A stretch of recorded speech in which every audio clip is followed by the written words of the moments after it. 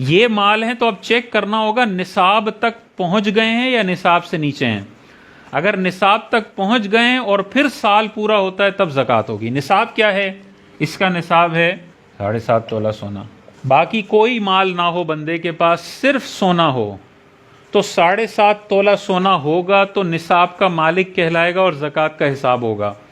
बहन के पास सिर्फ 6 तोला सोना है और बाकी 1 रुपया भी नहीं है, बिल्कुल खाली इन मालों में से, तो जब तक 7.5 तोला को टच नहीं करेंगी बहन पर ज़कात नहीं है।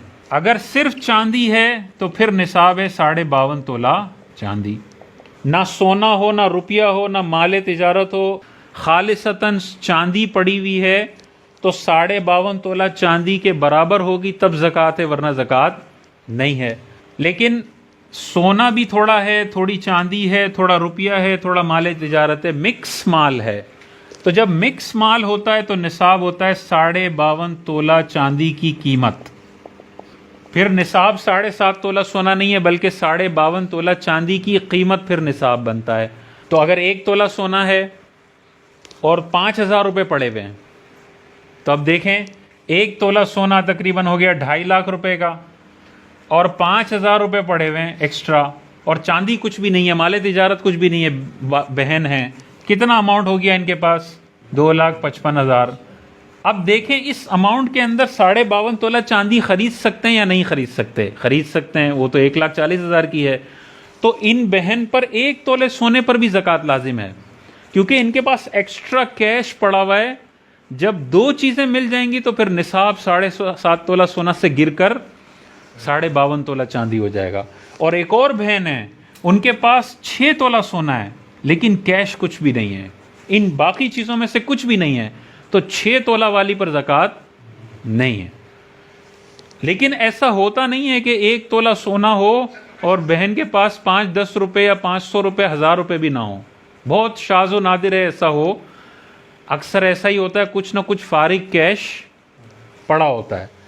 तो ख़वातीन को गौर करना चाहिए, 3 तोला 2 तोला 4 तोला पे ज़कात बाज़ौक़ात बन रही होती है और वो समझ रही होती हैं कि हम तो कमाते नहीं हैं। जब हम नहीं कमाते तो शायद शरीयत ने एम्प्लॉयड लोगों पे ज़कात रखी है, अनएम्प्लॉयड बंदा अरबों रुपए का मालिक हो तो ज़कात का रोज़गार और बेरोज़गारी से ताल्लुक़ नहीं है, ज़कात का माल से ताल्लुक़ है।